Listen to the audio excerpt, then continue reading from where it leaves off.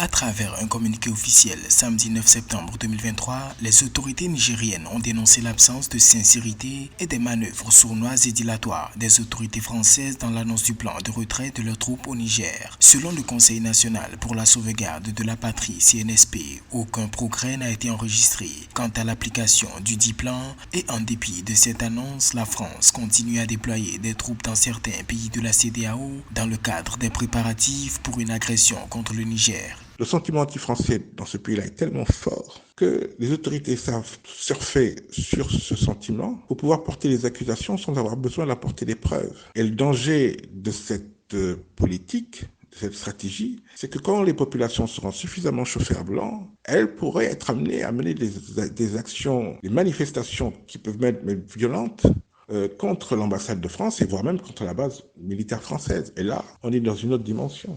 Selon le colonel-major Amadou Abdraman, un plan serait envisagé en collaboration avec la CEDEAO qui aurait fait débarquer d'importantes quantités de matériel et d'équipements de guerre au Sénégal, en Côte d'Ivoire et au Bénin. Le régime dit avoir constaté depuis le 1er septembre 2023 des mouvements et rotations d'avions cargo, des aéronefs et hélicoptères multirôles déployés, une quarantaine de véhicules blindés avec à bord du personnel et des moyens militaires. Entre les autorités du Niger et les autorités françaises, aujourd'hui, la confiance n'est pas là. Il faut dire aussi que les Français ont une grande part de responsabilité. Pendant des décennies, ils ont eu, à travers l'exploitation de l'uranium, à commettre un certain nombre d'actes qui aujourd'hui leur sont reprochés. Il n'y a pas aujourd'hui cette confiance qui pourrait permettre des négociations franches entre la France et le Niger.